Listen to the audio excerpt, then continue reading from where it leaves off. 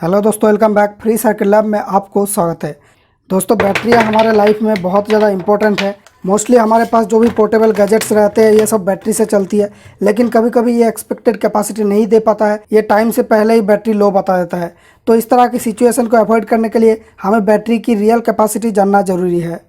इसलिए मैंने बनाया ये डिवाइस। ये एक बैटरी का रियल कैपेसिटी माप सकता है और आपको बता सकता है कि इसकी सच्चाई क्या है, बैटरी कितना देर तक लास्टिंग करने वाली है। तो चलिए इस वीडियो में मैं इस डिवाइस को बनाना सिखाऊंगा, इसके बारे में पूरा डिटेल में बात करेंगे और मेरा खुद का बनाया हुआ डायग्राम को आपको एक्सप्लेन करके बताऊंगा इसमें कौन सी कंपोनेंट क्या काम करती है। तो चलिए इस वीडियो को स्टार्ट करते हैं। तो भाई mAh एक्चुअल में क्या है, यहाँ पर 10,000 mAh लिखा हुआ है। इसका मतलब ये है कि अगर इससे 10,000 मिली एम्पियर करंट खींचा जाए इसके आउटपुट से तो ये 1 घंटा लास्टिंग करेगा। 10,000 मिली एम्पियर मतलब होता है 10 एम्पियर, तो वो तो इसकी आउटपुट से नहीं मिलेगा। तो अगर हम लोग 1 एम्पियर टानते हैं तो ये 10 घंटा सप्लाई दे सकता है। तो यही होता है mAh का मीनिंग, मतलब कि मिली एम्पियर कितना आप टान रहे हैं आउटपुट में और कितना देर के लिए टान रहे हैं, उन दोनों का मल्टीप्लिकेशन होता है mAh की वैल्यू। तो mAh equals to milli ampere times hour होता है। तो इसमें बैटरी की वोल्टेज की कोई मेजरमेंट यहाँ पर नहीं है। तो आप नोटिस किए होंगे लैपटॉप की जो बैटरियाँ होती है वो 2500 mAh ही होती है, लेकिन इस तरह की छोटी छोटी बैटरी भी 1800-2000 mAh हो जाती है। तो इनमें साइज की इतना बड़ा फर्क, लेकिन दोनों ही करीब 2000 mAh की है। और कोई पावर बैंक का साइज इससे थोड़ा सा छोटा हम मान सकते हैं, लेकिन ये बहुत ही ज़्यादा mAh की होती है। तो क्या ये पावर बैंक ज़्यादा पावरफुल है इस लैपटॉप बैटरी से? नहीं, बिकॉज यहाँ पर काम में आती है वाट आवर, क्योंकि यहाँ पर mAh में बैटरी की वोल्टेज की कोई भी मेजर नहीं रहता है। mAh से अगर आप लोग बैटरी की वोल्टेज को मेजर कर देते हैं तो ये बन जाती है वाट आवर। सॉरी, ये मिली वाट आवर होगा क्योंकि यहाँ पर मिली है। अगर आप लोग AH को वोल्टेज से मल्टीप्लाई करते हैं तो वाट आवर बनती है। तो ये 10,000 mAh है, मतलब कि 10 AH की बैटरी है ये। तो इसको 3.7 वोल्ट से मल्टीप्लाई करेंगे तो इसका वाट आवर वैल्यू 37 मिल जाता है। तो इसका मतलब कि इस चीज़ के ऊपर अगर 37 वाट लोड दिया जाए तो ये 1 घंटा लास्टिंग करेगा। अगर इसके ऊपर 3.7 वाट लोड दिया जाए तो ये 10 घंटा लास्टिंग करेगा। मतलब कि जो मल्टीप्लिकेशन है वो इसका मेजर है। तो इस बैटरी का वाट आवर निकला 37, और इस बैटरी का वाट आवर अगर हम लोग मापना चाहे तो 3.7 का 4 बैटरी है, तो 3.7 टाइम्स 4 टाइम्स 2000 mAh मतलब कि 2 एम्पियर आवर। तो ये बन जाती है 29.7। तो यहाँ पर आप देख सकते हैं कि वाट आवर ही एक बैटरी का रियल कैपेसिटी की मेजर है। अगर हम लोग अलग अलग डिफरेंट वोल्टेज की बैटरियाँ को कंपेयर करें तो वाट आवर से कंपेयर करना होगा। अगर सेम बैटरी के बीच कंपेयर करें तो हम लोग mAh से कंपेयर कर सकते हैं। तो मानिए कि हम लोग इस बैटरी का मिली एम्प आवर निकालना चाहते हैं, तो यहाँ पर एक लोड कनेक्ट करेंगे। तो ये इस लोड को चलाते हुए कुछ करंट इसमें प्रोवाइड करेगा, लेकिन वो करंट फिक्स्ड नहीं होगा, वो वेरी करेगा। जब बैटरी का वोल्टेज ज़्यादा है तो ये ज़्यादा ब्राइटनेस में जलेगी और ज़्यादा करंट को कंज्यूम करेगी, और इसका बैटरी जब खत्म होने लगेगा तो ये करंट भी कम होते जाएगा। तो यहाँ पर जो करंट की और टाइम की ग्राफ मिलेगा वो कुछ इस तरह की मिल सकता है। तो यहाँ पर मान लीजिए 1 घंटा बीत गया आपका और ये आपका करंट की ग्राफ है। तो इससे तो हम लोग ऐसे मेजरमेंट नहीं कर सकते mAh की, इसलिए हमें यहाँ पर फिक्स टाइम इंटरवल में इसकी जो एम्पियर है इसको पता करना होगा। मानिए कि 1 मिनट अंतर या 5 मिनट अंतर, ये जितना कम इंटरवल में आप ये रीडिंग लेंगे उतना एक्यूरेट रीडिंग आपको मिलेगा। 1 मिनट अंतर हम लोग इसका जो मिली एम्पियर है वो पता किए थे, इन सब को टोटल कर लेंगे, फिर जितना मिनट के लिए मपा उसको देख के डिवाइड करके इसका जो एवरेज वैल्यू है वो मिल जाएगा। जो एवरेज वैल्यू है वो इतना होना चाहिए। फिर इस वैल्यू को हम लोग टाइम से मल्टीप्लाई कर देंगे तो हमें इसकी जो रियल mAh है वो मिल जाएगा। लेकिन ये करना एक इंसान के लिए पॉसिबल नहीं है। आप मीटर लेके कब तक बैठे रहेंगे एक बैटरी के साथ टाइम देखते देखते? तो इसलिए हमें चाहिए एक माइक्रो कंट्रोलर। वो एक आर्डुइनो हो सकती है या फिर सेपरेट ऐसा माइक्रो कंट्रोलर चिप हो सकती है या फिर कोई भी माइक्रो कंट्रोलर हो सकती है। और उसके साथ चाहिए कुछ LED डिस्प्ले या फिर किसी तरह की डिस्प्ले जो नंबर को डिस्प्ले कर सकता है। तो इसमें ये माइक्रो कंट्रोलर जो mAh वैल्यू है उसको कैलकुलेट करके इस डिस्प्ले में आपको शो करेगा। लेकिन ये करने के लिए जो खर्चा है वो थोड़ा सा ज़्यादा हो जाती है। उससे कम दाम में ऐसा किट मार्केट में अवेलेबल भी है, तो आप लोग खरीद भी सकते हैं। नीचे डिस्क्रिप्शन में लिंक दे दूंगा इस किट का। लेकिन ये मेरा डिवाइस एक मैजिक करता है जिसके चलते ये माइक्रो कंट्रोलर की ज़रूरत नहीं पड़ती है। ये जो डिवाइस है ये कांस्टेंट लोड देता है बैटरी के ऊपर। तो ये जितना भी टाइम के लिए आप लोग बैटरी को कनेक्ट करते रहेंगे वो कांस्टेंट 1 एम्पियर सेट किया तो 1 एम्पियर ही लोड देगा बैटरी में। उसके बाद आप लोग जस्ट टाइम को एक स्टॉप वॉच से माप लीजिए कब तक ये बैटरी 3 वोल्ट पे पहुंच जाती है। ये बैटरियाँ 3 वोल्ट में लो बैटरी बताती है, इसलिए 3 वोल्ट में कब तक पहुंच जाए तो उतना टाइम को लेके इस वैल्यू को मल्टीप्लाई कर देंगे तो हमें जो है इसकी mAh मिल जाएगा। रियल mAh होता है इसके अंदर की जो एरिया है कार्व के नीचे की। तो इस डिवाइस का वर्किंग प्रिंसिपल मैं दिखा देता हूँ। ये एक बैटरी को सिमुलेट कर रहा है। बैटरी फुल चार्ज होने पे 4.2 रहता है। इसको मैं यहाँ पर चेंज कर सकता हूँ। तो अगर हम लोग 4.2 से शुरुआत करते हैं, यहाँ पर एक करंट जा रही है 1 एम्पियर के आसपास। इसको मैं चेंज कर सकता हूँ 0 से 2.5 एम्पियर तक। एनीवे, तो ये जो एम्पियर है ये बैटरी के वोल्टेज के ऊपर डिपेंड नहीं करता है। जैसे यहाँ पर देखिए 1.17 एम्पियर जा रही है। अगर बैटरी की वोल्टेज कम भी हो जाए तो ये एम्पियर जो है कांस्टेंट ही रहेगा through out the battery voltage, जब तक ना डिस्चार्ज हो जाए पूरा। तो ये देखिए बैटरी 5 वोल्ट में हम लोग शुरुआत किए थे, अभी भी 3.3 वोल्ट है और एम्पियर की कोई भी चेंज नहीं आया इसमें। और बैटरी की वोल्टेज जब 3 वोल्ट से बहुत कम हो जाती है तो ये सर्किट जो है काट कर देता है एम्पियर को, पूरा एम्पियर 0 कर देता है और एक सिग्नल देता है यहाँ पर। तो आपको जस्ट क्या करना है, आपका बैटरी को फुल चार्ज करना है। उसके बाद एक नॉन एम्पियर आपको सेट करना है जिसमें आप लोग बैटरी को डिस्चार्ज करना चाहते हैं। मान लीजिए कि 1 एम्पियर। उसके बाद इसको थोड़ी देर के लिए छोड़ देना है। ये धीरे धीरे बैटरी को खाता रहेगा और इस प्लेट को हीट करता रहेगा और ये रेजिस्टेंस भी हीट होगा। फिर जाके बैटरी का वोल्टेज बहुत कम हो जाएगा। उसके बाद ये जब सिग्नल दे देगा तो आप लोग स्टॉप वॉच से टाइम माप लेना कितना टाइम के लिए ये बैटरी डिस्चार्ज हुआ था। फिर जाके आपको पता चल जाएगा इसका एमएएच कितना है। अगर 1 एम्पियर में 1 आवर चलती है तो ये 1000 एमएएच होगा। अगर 1.5 घंटा चलता है 1500 एमएएच। अगर आप लोग 2 एम्पियर में डिस्चार्ज करते हैं तो 1 घंटा चला मतलब 2000 एमएएच। तो भाई यहाँ पर एक पावर ट्रांजिस्टर है MJE 3055 ट्रांजिस्टर। तो ये बहुत ही ज़्यादा एम्पियर तक ले सकता है, 7-8 एम्पियर तक, इसलिए मैंने इसको लगाया। और एक हीट सिंक प्लेट बहुत अच्छी तरह की चाहिए क्योंकि ये बहुत ज़्यादा गर्म होगी। तो 4 वोल्ट में उतना गर्म नहीं होता है। अगर आप लोग 12 वोल्ट बैटरी टेस्ट करते हैं इससे तो ये बहुत ज़्यादा गर्म हो जाएगी। और यहाँ पर सर्किट में एक LM358 IC है। ये एक ऑप एम्प चिप होता है, हर मार्केट में मिलता है। यहाँ पर 2 रजिस्टर है 1 ओम 1 वाट की। तो ये दोनों पैरेलली कनेक्टेड है, इसलिए ये दोनों मिला के 1/2 ओम 2 वाट बन जाता है। मतलब कि अगर 1 एम्पियर इसके अंदर जाए तो यहाँ पर 1/2 वोल्ट ड्रॉप होगी। तो इन दोनों में आपको 5 वोल्ट देना है इस सर्किट को चलाने के लिए और इन दोनों में बैटरी को कनेक्ट करना है। उसके बाद बैटरी जब डिस्चार्ज होता रहेगा तब हम लोग यहाँ पर वोल्टेज चेक करके भी एम्पियर का पता लगा सकते हैं। अगर 1 एम्पियर होता है तो इन दोनों में वोल्टेज मिलेगी 1/2 वोल्ट।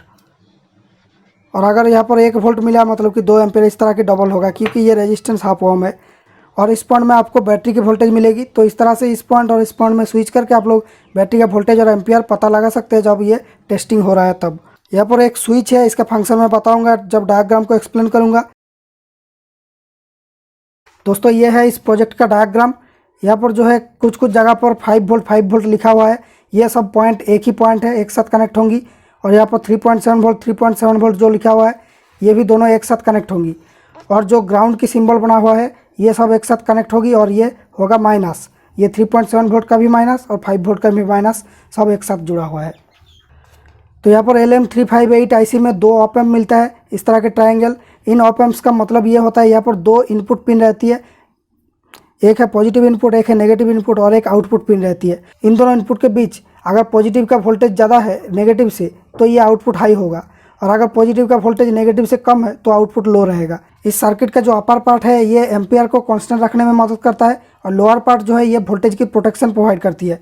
तो यहाँ पर 5 वोल्ट से 330 ओम से एक ब्लू LED लगा हुआ है। ये एक फिक्स्ड वोल्टेज जनरेट कर रही है। इसको आप लोग जेनर डायोड से भी कर सकते हैं। 2.8 वोल्ट यहाँ पर जनरेट होगी। तो इस वोल्टेज को लेके मैं एक रेजिस्टर डिवाइडर बना के यहाँ पर एक पॉट में लगा दिया। तो ये पॉट बेसिकली क्या करेगा, इसको जब आप घुमाएंगे तो ये जो है इसकी पिन 3 में एक वोल्टेज सेट करेगी। ये वोल्टेज होगा एक एडजस्टेबल वोल्टेज। तो यहाँ पर मैंने 100 के दिया, मतलब कि ये 2 भाग से डिवाइड हो गया। तो 2.8 का हाफ वोल्टेज यहाँ पर मिलेगा, 1.5 वोल्ट जैसा यहाँ पर मिल जाएगी। तो 0 से 1.5 वोल्ट तक आप लोग यहाँ पर सेट कर सकते हैं। और ये ऑप एम्प का जो फंक्शन होगा ये इस आउटपुट को तब तक ऑन रखेगा जब तक ना यहाँ पर इस वोल्टेज के इक्वल वोल्टेज आ जाए। मतलब कि ये कुछ भी करेगा जब तक ना ये दोनों वोल्टेज इक्वल हो जाए। तो आप पॉट को घुमा के मान लीजिए यहाँ पर 1 वोल्ट सेट किए। तो ये जो 2 रजिस्टर है ये 1 ओम रजिस्टर है और ये 3055 ट्रांजिस्टर ये वाला है और ये BC547 यहाँ पर एक लो पावर की ट्रांजिस्टर लगा हुआ है इसको ड्राइव करने के लिए। तो आपने यहाँ पर 1 वोल्ट सेट किया, ये आउटपुट ऑन हो गया, ये ट्रांजिस्टर ऑन हुआ और वो इसको ऑन करेगा। और ये ऑन होते ही इस 1 ओम 2 रजिस्टर के अंदर से कुछ करंट फ्लो होगी और जब ये करंट फ्लो होगी तो ये वोल्टेज बढ़ने लगेगा। तो जब ये 2 एम्पियर पे आ जाएगी तो यहाँ पर 1 वोल्ट ड्रॉप होगी क्योंकि ये हाफ ओम है। अगर एक को लगाते तो 1 एम्पियर में 1 वोल्ट जनरेट होता, लेकिन ये बहुत ज़्यादा हीट होता। अब उसके बाद ये जो वोल्टेज है ये चली जाएगी यहाँ पर। तो यहाँ पर ये 1 वोल्ट ला दिया। अब ये दोनों वोल्टेज इक्वल हो गया। तो ये जो आउटपुट है ये धीरे धीरे डाउन होने लगेगा, मतलब कि ये ऑफ होने लगेगा। तो यहाँ पर ये स्टेबिलिटी ढूंढ लेगा जब ये 2 एम्पियर यहाँ पर जाएगी। तो इस वोल्टेज को चेंज करके आप लोग इसका एम्पियर को भी चेंज कर सकते हैं। यही होता है ऑप एम्प का फंक्शन। और इस सर्किट को स्टेबिलिटी देने के लिए यहाँ पर एक कैपेसिटर आउटपुट से नेगेटिव इनपुट में और एक रेजिस्टर इसका इनपुट में दिया हुआ है ताकि ये स्टेबल रन करे। और नेक्स्ट है ये कंपैरेटर जो वोल्टेज की प्रोटेक्शन देता है। इसका 5, 6, 7 नंबर की पिन में एक कंपैरेटर है आईसी का। इसकी जो पॉजिटिव इनपुट है इसमें हम लोग दिया ये जो वोल्टेज है इसको डायरेक्ट एक रेजिस्टेंस से दिया, तो ये डायरेक्ट इतनी वोल्टेज ही यहाँ पर मिलेगा। रेजिस्टेंस से वोल्टेज कम नहीं होगा क्योंकि इसके बाद ये वोल्टेज कहीं पर नहीं जा रही है, ये यहाँ पर आके अटका हुआ है, इसके अंदर करंट नहीं जा रही है, कोई लोड नहीं है यहाँ पर, इसलिए ये रेजिस्टेंस कोई भी वोल्टेज को ड्रॉप नहीं करेगा। अभी 2.8 वोल्ट यहाँ पर है, यहाँ पर भी 2.8 मिल जाएगी। 3.7 वोल्ट यहाँ पर दिया हुआ है बैटरी से, तो ये 3.7 वोल्ट जब यहाँ पर इन हुआ तो ये माइनस की वोल्टेज प्लस की वोल्टेज से ज़्यादा है, ये 2.8 ये 3.7, इसलिए ये आउटपुट जो है ऑफ रहेगा। उसके बाद ये वोल्टेज कम हो के जब भी 2.8 के नीचे आ गया तो ये आउटपुट तुरंत ऑन हो जाएगी, और ये ऑन होते ही इस एलईडी को ऑन कर देगा, इस बाजार को बजा देगा ये। उसके बाद ये करंट को कैसे जीरो करेगा, जो एम्पियर है वो जीरो हो जा रही थी तो ये करेगा इस डायोड के थ्रू। इस डायोड के थ्रू ये यहाँ पर एक हायर वोल्टेज दे देगा, तो इस कंपैरेटर का नेगेटिव पिन में हायर वोल्टेज हो गया पॉजिटिव पिन से, तो इसको ऑन ये नहीं रखेगा, ये इसको ऑफ कर देगा, तो ये करंट भी ऑफ हो जाएगा, 0 एम्पियर हो जाएगा। और ये डायोड क्यों लगाया मैंने, क्योंकि जैसे ही इसका करंट ऑफ हो गया 0 एम्पियर हो गया, बैटरी में लोड कम हो गया तो बैटरी का वोल्टेज थोड़ा सा बढ़ सकती है, कुछ मिली वोल्ट या 0.1 वोल्ट बढ़ सकती है, तब ये फिर से ये जो है ऑफ हो जा सकती है। तो ये सर्किट जो है ऑफ ऑन होता रहेगा। जैसे ही लोड दे दिया बैटरी का वोल्टेज कम हो गया तो ये प्रोटेक्शन में चला गया, फिर बैटरी का वोल्टेज ज़्यादा हो गया, प्रोटेक्शन हट गया, तो इस तरह की ऑफ ऑन हो सकती है। इसलिए मैंने क्या किया, इसको लॉक करने की एक व्यवस्था किया। यहाँ पर जो आउटपुट है ये जब भी पहली बार ऑन हो गया तो इस डायोड के थ्रू ये इस पॉइंट की वोल्टेज को बढ़ा देगा। तो इसको बढ़ाने का नतीजा क्या होगा, यहाँ पर जो 2.8 वोल्ट था वो उससे ज़्यादा रहेगा, अब मान लीजिए कि 3.5 वोल्ट रहेगा, तो इसका जो वोल्टेज है लोड कम होने से बैटरी का वोल्टेज थोड़ा सा बढ़ेगा, उतना तो नहीं बढ़ेगा। जब ये 3.5 वोल्ट को भी क्रॉस कर दे तो ये फिर से प्रोटेक्शन डिसेबल होने का मौका नहीं मिलेगा इसको। एक बार प्रोटेक्शन में चला गया तो वो इसको लॉक कर देगा प्रोटेक्ट करके, तो इसीलिए ये डायोड लगा हुआ है। आई होप आपको सर्किट डायग्राम समझ में आ गया। अब इस स्विच का काम क्या है बताता हूँ। अगर मान लीजिए आपका जो सर्किट है वो प्रोटेक्शन में चला गया, आप फिर भी इस सर्किट की प्रोटेक्शन को हटाना चाहते हैं और डिस्चार्ज को फिर से ऑन करना चाहते हैं, तब आपको ये स्विच दबाना होगा। तो क्या होगा, यहाँ पर जो वोल्टेज बढ़ाया था ये डायोड, ये स्विच दबा देने से ये वोल्टेज कम हो जाएगी, तो ये आईसी की आउटपुट जो है ये फिर से डाउन हो जाएगा, लो हो जाएगी, और ये प्रोटेक्शन जो है हट जाएगी। और इनफैक्ट इस सर्किट को 12 वोल्ट की बैटरी के लिए यूज करना चाहते हैं तो यहाँ पर तो 12 वोल्ट में कोई प्रॉब्लम नहीं रहेगी, ये उतना ही करंट खींचेगा जितना आप लोग यहाँ पर सेट करेंगे। लेकिन यहाँ पर जो वोल्टेज की प्रोटेक्शन है यहाँ पर प्रॉब्लम आएगी, इसलिए इस पॉइंट में आपको एक 3.7 किलो ओम की रेजिस्टेंस लगाना होगा। 3.7 किलो ओम, मुझे पता है ये रेजिस्टेंस नहीं मिलता है, इसलिए आप कोई भी ट्रिमर यूज कर सकते हैं, इस तरह की या फिर इस तरह के ट्रिमर यूज कर सकते हैं। इसको घुमा के 3.7 में सेट करके यहाँ पर लगा देना, तो उससे क्या होगा, यहाँ पर 12 वोल्ट देंगे, ये 10 के रजिस्टर के अंदर से एक लोड दे देगा, तो ये यहाँ पर 2.8 वोल्ट मिल जाएगा। जब यहाँ पर 10.5 वोल्ट रहेगा तो 10.5 वोल्ट में बैटरी को ये प्रोटेक्ट कर देगा। और हाँ, एक बात यहाँ पर बता दूँ, ऑप एम्प की जो इनपुट टर्मिनल्स होता है, जो कंपैरेटर की इनपुट, ये कोई भी करंट को अंदर नहीं लेता है, ये बस वोल्टेज को यहाँ पर सेंस करता है। तो यहाँ पर 12 वोल्ट देंगे तो ये वोल्टेज डिवाइडर का फॉर्मूला लगा के आप यहाँ पर वोल्टेज जो है माप सकते हैं, और यहाँ पर कोई भी करंट एंटर नहीं होता। जो करंट इस 10 के से जाएगा वो इससे ग्राउंड होगा, और अगर ये रेजिस्टेंस नहीं रहता है तो यहाँ पर कोई भी वोल्टेज की ड्रॉप नहीं मिलेगा। यहाँ पर 3.7, यहाँ भी 3.7 मिलेगा। कोई भी रेजिस्टेंस कितना भी यहाँ पर दे दीजिए, कोई प्रॉब्लम नहीं है। मेरा सर्किट में इन दोनों में बैटरी कनेक्ट होता है। बैटरी का जो पोलैरिटी है उल्टा नहीं करना है, अगर बैटरी का प्लस माइनस उल्टा कर दिया तो ये सर्किट ख़राब हो सकती है। और इसमें भी चार्जर का जो लाइन देंगे 5 वोल्ट का, वो भी प्लस माइनस उल्टा नहीं होना चाहिए। इसकी कोई प्रोटेक्शन मैंने नहीं दिया यहाँ पर। ये जो 3055 ट्रांजिस्टर है, इसका ये है बेस, ये है कलेक्टर, ये है एमीटर। तो कलेक्टर में हम लोग पॉजिटिव दे रहे हैं, एमीटर से ये जा रही है इस रजिस्टर के अंदर से, यहाँ पर नेगेटिव में मिल रही है। तो जब बैटरी की वोल्टेज बहुत ज़्यादा कम हो जाएगी तो इस तरह की साउंड भी आ सकती है, और इस तरह का प्योर ट्रांजिशन भी मिल सकता है। तो आप बाजार की आवाज़ सुनते ही इसको बंद कर देना। फिर मैंने इस बैटरी को टेस्ट किया था, इसको पहले चार्ज किया, उसके बाद इसको लगाया, 1 एम्पियर में सेट किया। ये बैटरी 1200 mAh की होती है, तो इसलिए 1 एम्पियर इसके लिए सही है। जो 1C है, मतलब 1200 mAh के लिए 1.2 एम्पियर सही है। तो इस तरह से आप लोग एम्पियर को, उसका जो कैपेसिटी है उससे थोड़ा सा कम रखिए। मोस्ट ऑफ द टाइम मैं 1 एम्पियर रखने की कोशिश करता हूँ, तो इसमें जो कैलकुलेशन है उसमें सुविधा होती है। 1 घंटा चला तो 1000 mAh, 2 घंटा चला तो 2000 mAh, इस तरह से।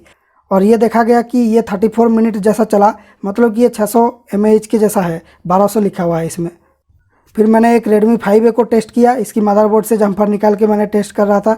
तो बैटरी इसका 3000 mAh होती है, लेकिन मुझे 1 एम्पियर पे 2 घंटा 10 मिनट जैसा मिला, मतलब कि ये 2160 जैसा mAh मिला है मुझे। फिर मैंने इसकी बैटरी को चेंज किया, फिर 2 एम्पियर में इसको डिस्चार्ज किया, तो मुझे टाइम मिला अराउंड 1 घंटा 25 मिनट, मतलब कि ये 1.5 घंटा के बराबर है। तो 2 एम्पियर में 1.5 घंटा, मतलब ये 3000 mAh के बहुत ज़्यादा करीब है। एक और मोबाइल में मैंने टेस्ट किया था ऐसा, इसमें मैंने कीपैड का बैटरी लगाया था, लेकिन यहाँ पर 1800 mAh लिखा गया है, लेकिन इसका एक्चुअल कैपेसिटी मिला ओनली 500 mAh। मैं 1 एम्पियर में टेस्ट कर रहा था, आधा घंटा बाद में ही बैटरी ख़त्म हो गया, तो ये बैटरी निकला 500 mAh की।